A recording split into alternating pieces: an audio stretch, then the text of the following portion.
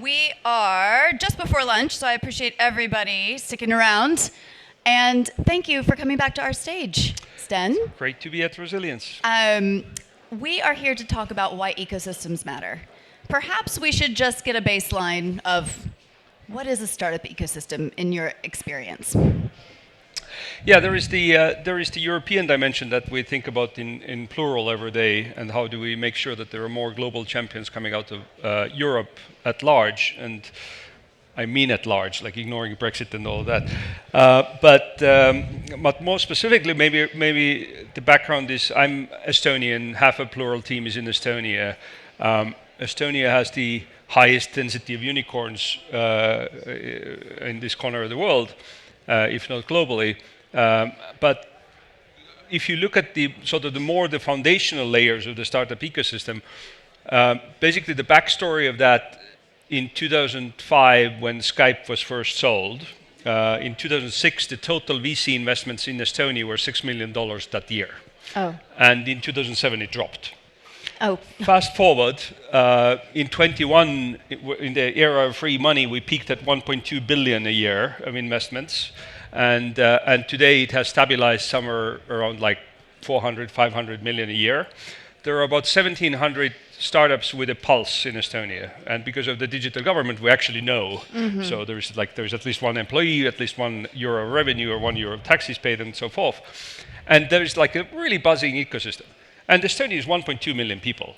Right. So it's 400,000 in the city of Tallinn. So coming from there to Poland, when I look at that, just to put it into perspective, last year in Poland, the total VC investments in the early stage were around 800 million euros. So double the amount of Estonia in absolute terms. But if you count per capita, then I have an American friend who says that per capita Estonia always wins.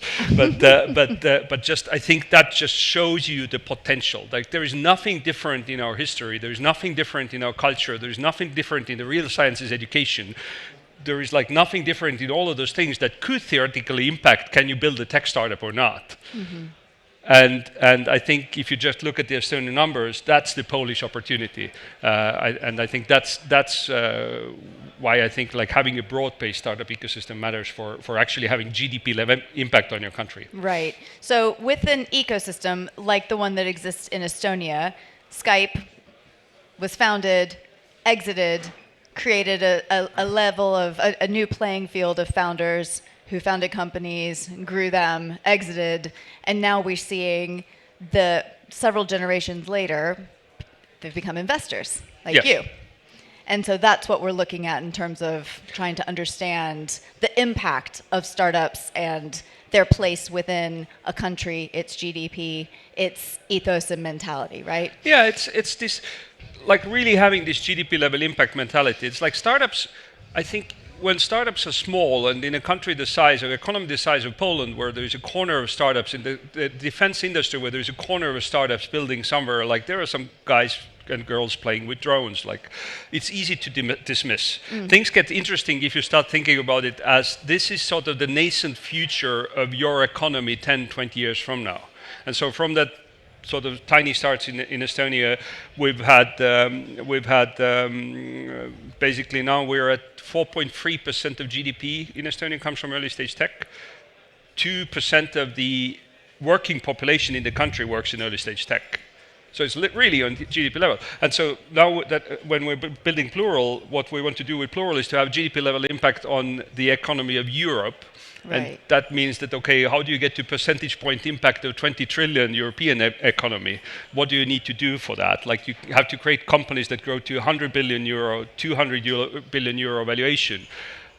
If you want to grow those, the way venture capital works is the power law. You create 100 billion euro company, you probably create 10 decacorns, you probably create 100 unicorns, you probably create hundreds of thousands of jobs, and there is like absolutely no structural reason why they would have to come from Silicon Valley or why they would have to come only from London or Munich or Copenhagen. They can come from Warsaw, they can come from Tallinn, they can come from Kiev. Right. Well, even a startup, a startup hub, shall we call it London, for example, the government says that they're not necessarily interested in making things easier for them there because startups don't win votes. And so it's this whole mentality that I think is so unique to Estonia, because let's talk about the other Baltic states. Are they having the same experience as Estonia does? Roughly a little bit different speeds, but the trajectory or the sequence is pretty predictable. Once you have the first international breakthrough, then you have a sort of graduation of people who have never left home, but built a globally impactful company. Like in Estonia, it was Skype, and then it was Wise, and then it was like Verif and Lightyear, and this sort of newer generation, Bolt.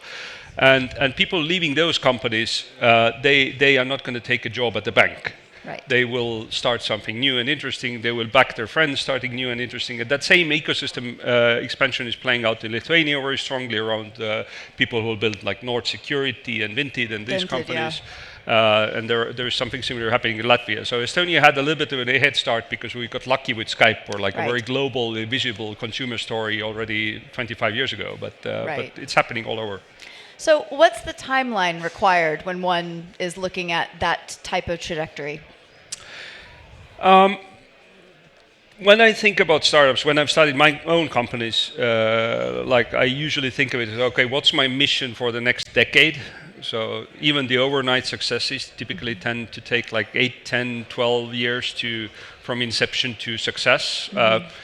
Luckily, many of them die earlier, so you can start something new earlier. But still, like Skype was first sold 2 years after we started, but that was like very abnormal. Right. Wise took 11 years to go public, so it's roughly that. And so if you think that founders stay with a company some part of that journey, like some stay for a decade, others hand it over to other people earlier, but that means that every 5, 7, 10 years you will have a chance to start something new, and people exit and they start something. So if you really want to get to the third generation, it's going to take you 15, 20 years, right? Right.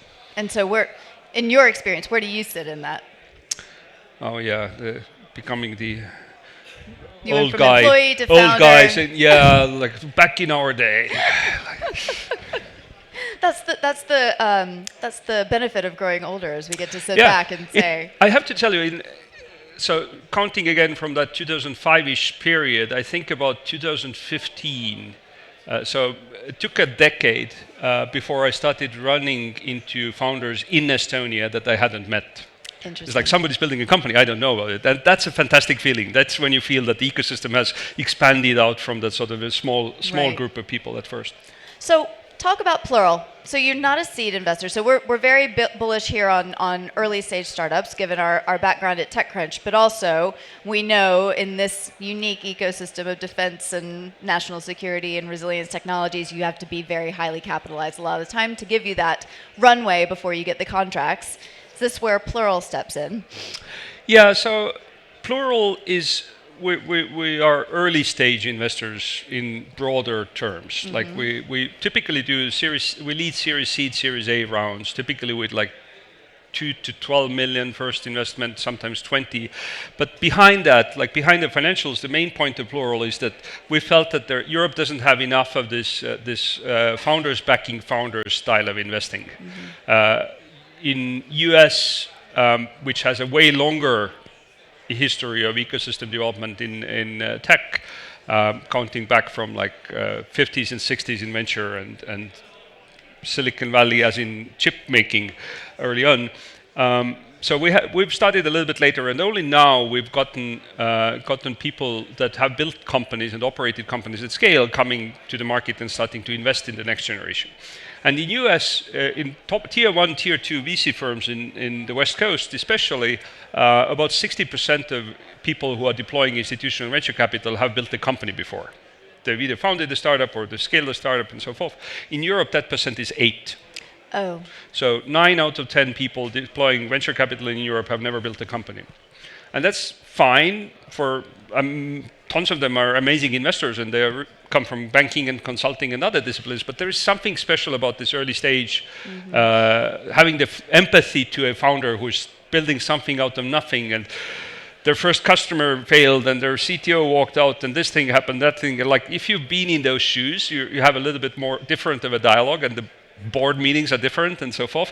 And so this is what we're building Plural for. So our 6 partners, all of us are founders, CEOs, operators. I was early at Skype, built more companies before and after. Tavet founded TransferWise after Skype. Ian built Songkick in London, early London tech scene, and has been a prolific AI investor since. Pierre just joined us from, he was running Uber Eats, but did it from Paris. So he was running 90 billion of GMV operationally from without leaving Europe. So not many people have done that. No. And Karina built Helix Nano, which is like one of the early mRNA companies. And at the time you had to move to San Francisco to build it, but like now she's back in Europe making sure that the next ones don't have to. And so we're having a lot of fun with our companies, and so we're not a defense fund, we're truly generalist, but because we're going after the most ambitious problems and most ambitious people we can find, then these days there is nothing more ambitious than actually defending our democracies. And so that's why we're basically following the founders that are taking us there. So let's bring it back to Poland. So within the startup ecosystem here, what is your perception of it, having had your experience in Estonia, now looking more broadly at Europe? How do you experience the startup ecosystem here? I think Poland, there is one trap that Poland always has to look out for, which Europe has historically seen, especially in Germany and France, which are two countries that have gotten out of that trap, is the local market trap. Like if your country is large enough to have a local market, then too many bright entrepreneurs make a mistake of building for your local market.